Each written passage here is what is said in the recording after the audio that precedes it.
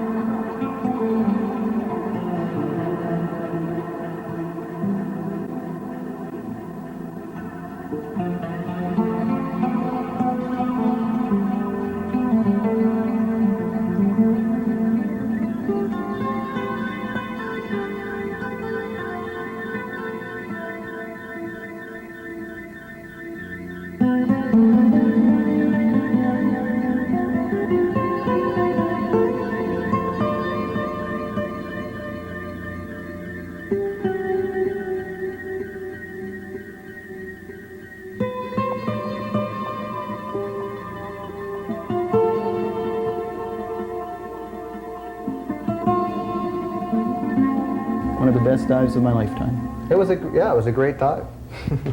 Okay, Ron, let's start cooking. Yeah. Where do we start? I'm going to clean the rock scallop for you. Pretty simple to clean. Much like most of the shellfish, they're attached both ends by the Right. muscle. Wow. There he is. Is this the roe? What's this here? Yes, it's the roe. Correct, And- Sinclair? I'm sorry? It is the roe? Yeah, that's the roe. And that's good to eat as well, isn't it? In this particular scallop, it's outstanding. It's outstanding? very sweet, generally speaking, and it's very flavorful. Please don't throw it away. Oh no, we won't throw that away. I know someone on the crew who just would love to have this.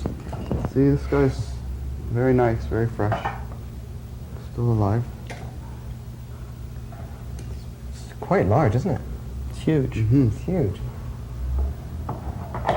Now, we don't see too many of these of rock scallops in the, at our fish butchers, fishmongers in the city of Vancouver. Why is that?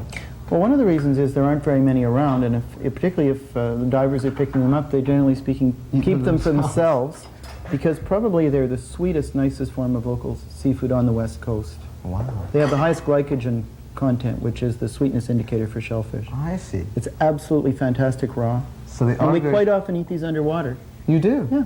So they're good sashimi underwater. There's nothing better in the world than this rock scallop.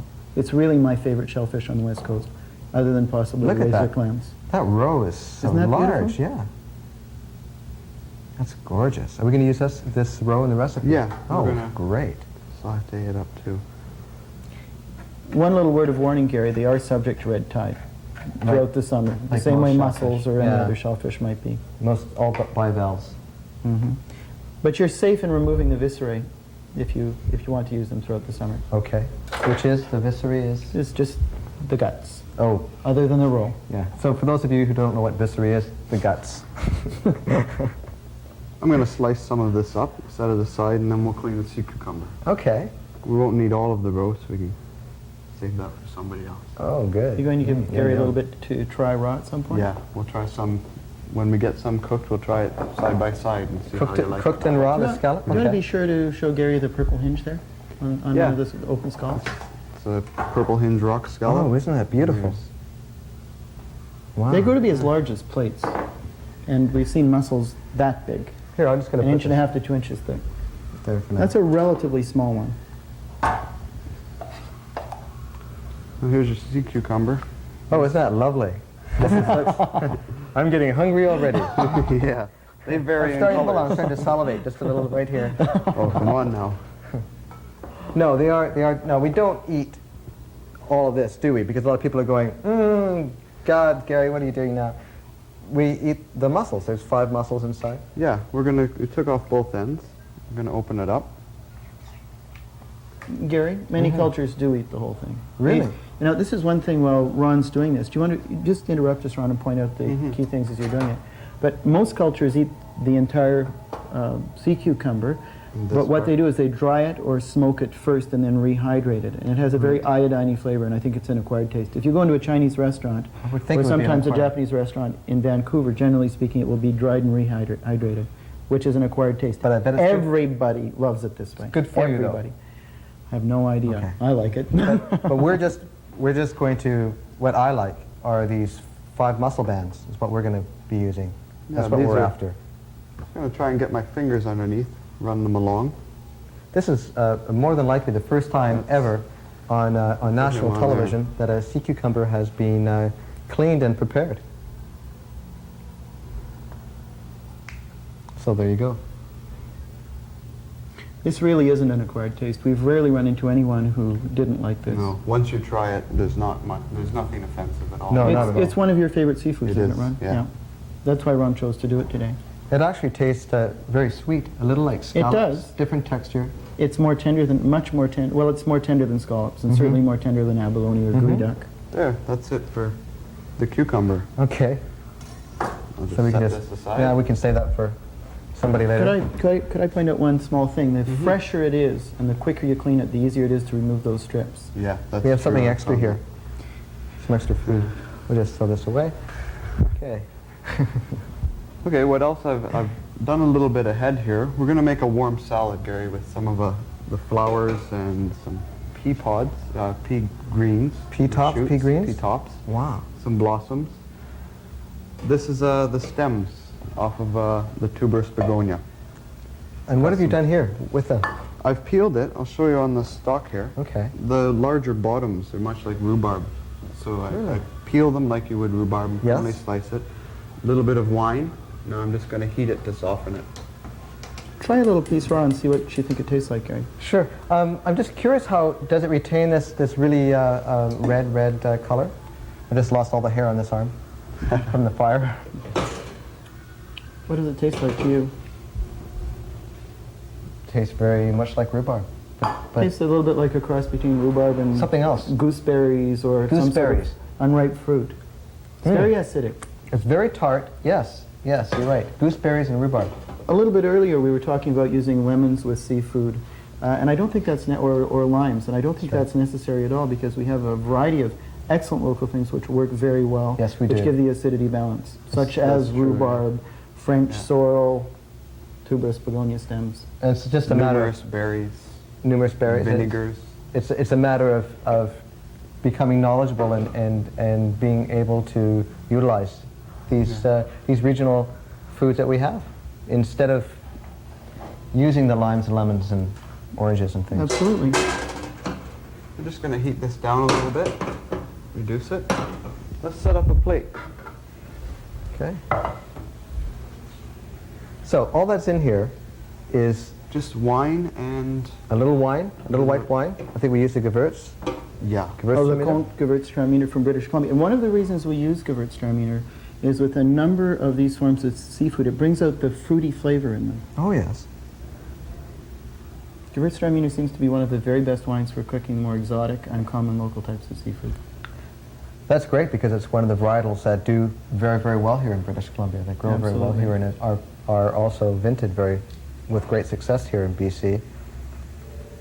So that makes a lot of sense. Okay, we'll just set this. Do you want me to turn that fire off? Yeah. Okay. That'll be fine.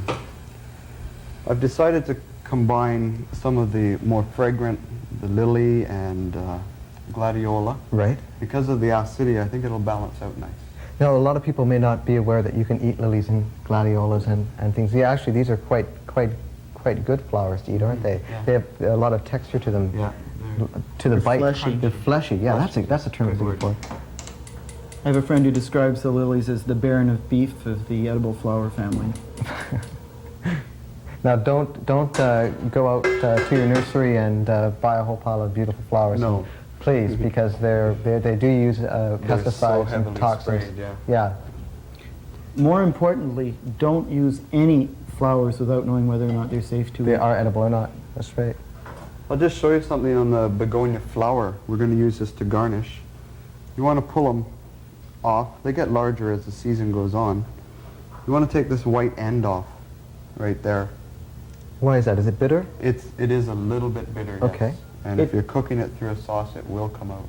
It's the same thing with most flowers, particularly roses. You would like to remove the same area. Can I add one thing, Ron? Sure. That is, be very careful that you're using tuberous begonias and not wax begonias. Wax begonias can cause poisoning. Tuberous begonias are perfectly safe to eat. Okay. And perhaps one of the best edible flowers there is. But don't eat the wax begonias. Don't eat wax begonias. If you're not sure of a flower, don't use it. Mm-hmm. Okay. Unless it's someone you're not don't care too much about. Next, I'm just warming up my pan. I'm going to saute the sea cucumber Okay. and the scallop together. Oh. Add a little bit of hazelnut, and then we'll put it on our plate. with Okay, the what are we going to sauce. saute it in? A little oil or A little bit of butter. a little bit of butter? Yeah. Okay, a little bit of butter. We're using unsalted Yes. sweet butter, Yeah. of course, which we always use in the show. Don't want that added salt. We don't need it with seafood anyway. No. It's already No. salty enough by itself. It is. We have the brine of the sea is impermeated in the foods. I think, Sinclair, if you would get me a little more Gewürztraminer for the... A little Gewürz? Absolutely. I think it's in the fridge. Here we have Pass that on. a nice British Columbia Gewürztraminer. Just maybe half an ounce in there for me. Thank you. Do you want me to put the fire back on? Yeah.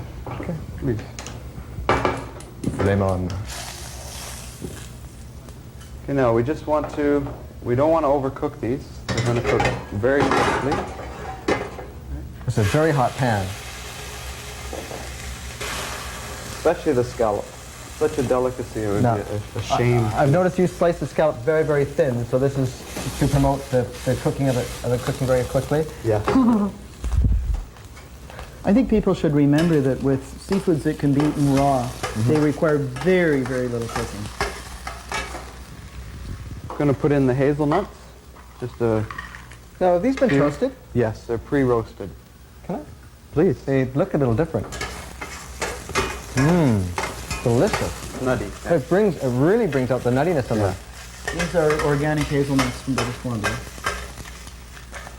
And so Excuse me, is our Sinclair. oil. As in keeping with the program, we use all regional products. Okay. Now let's lay this out on our plate. Wow, do you smell that? Just getting the aroma of the scallops, the sea cucumber. It smells sweet and fresh like the sea. It's really, really outstanding. I can imagine how good this is going to taste. It's all very simple. We're just letting the ingredients do all the work. We're not masking them or hiding them in any way. But when you use the freshest, and we just went diving for these creatures just the other day, they're incredibly fresh, probably still alive. I think that cucumber was still alive. He was. And the scallop was still alive. I mean, this is how fresh it really, and these foods are so spectacular that they have intense flavors all on their own. There's no need to subsidize with salts and sugars and things. This is our begonia stem, just softened. You can puree it, or you could leave it just like this. Either way. Yeah? It's quite nice, as long as you skin it, or it would be like Well, let's rhubarb. use it just like this then. Okay. That's kind of rather pretty, actually. Well, it keeps it with the theme of keeping everything natural. I think we should have a glass Very of wine simple. while we're finishing this off. You brought along a wine that I think you'd like to talk about. Yeah, I brought along a wine which I think is a very nice compliment. We'll just move this one over here.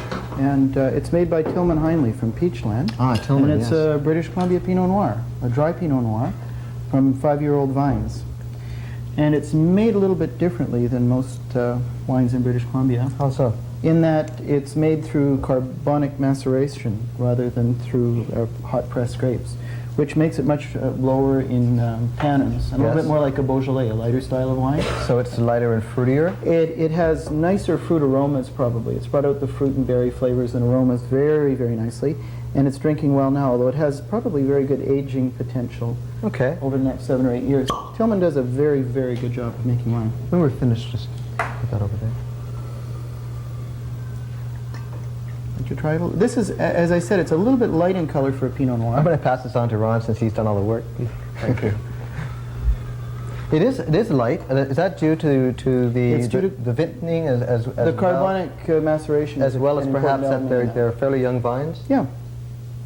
I just want to mention that Tilman is known particularly well for his ice wines, which are probably the best in the country. Spectacular. They're extremely good quality. Spectacular. I have a small collection of them starting from 1982, and he makes extremely beautiful wines. Let's put this down. One to watch for over the next few months is his 1988 Dry Kerner. Just a spectacular wine. The Dry Kerner? It's not released yet, but it's an extremely nice white wine. Is this a vinifera varietal? The Kerner? Kerner, no. Kerner It's a is, hybrid? yes, from Germany. Tilman studied in Germany, and we have had some of the very best vintners from Germany here to study soil and to bring in the best varietals that are the most suited to our climate. And 2 or 3 of the very best people from the industry, George Heiss, Tilman Hainle, and also Gordon Geringer, all have studied in Germany with these George varietals. Heiss, we should mention, Grey Monk.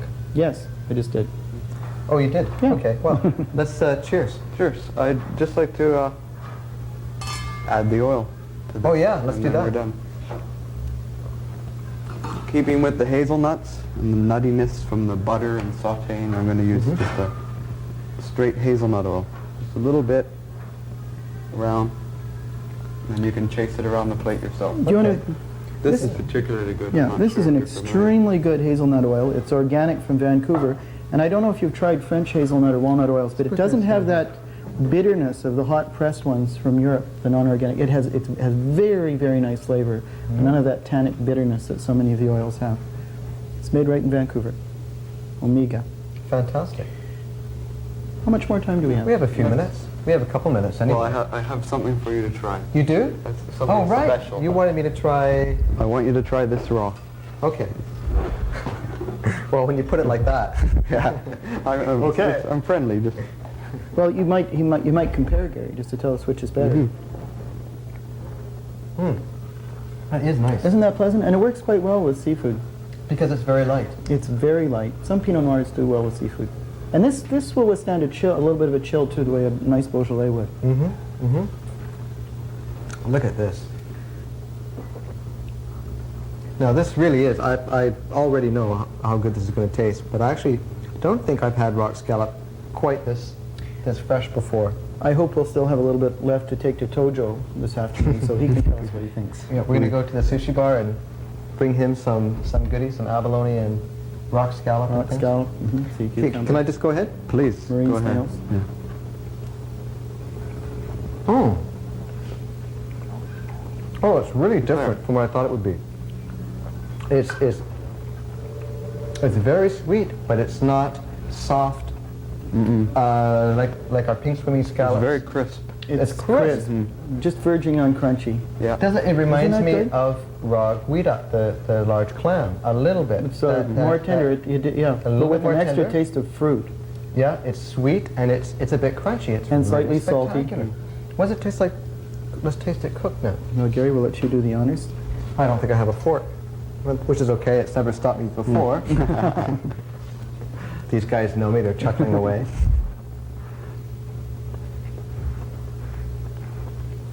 I really like that. I think I'll just go over here. No. That's very good. Good. Actually, now it takes on more of the scallop characteristics now that it's cooked. Listen, we have to go. We've run out of time. And we'll continue to chat and drink this lovely Pinot Noir that Tilman made. I want to thank you guys for coming over and sharing our your pleasure. expertise. And Ron Sherry, Sinclair Pleasure. Phillip, chefs at the Sooke Harbour House. One of my favorite restaurants in British Columbia, certainly one of the better restaurants in North America. I'm not kidding. My name is Gary Faessler for Chefs About Town. Until we see you next time, please enjoy yourselves and eat well. Bye now. Cheers.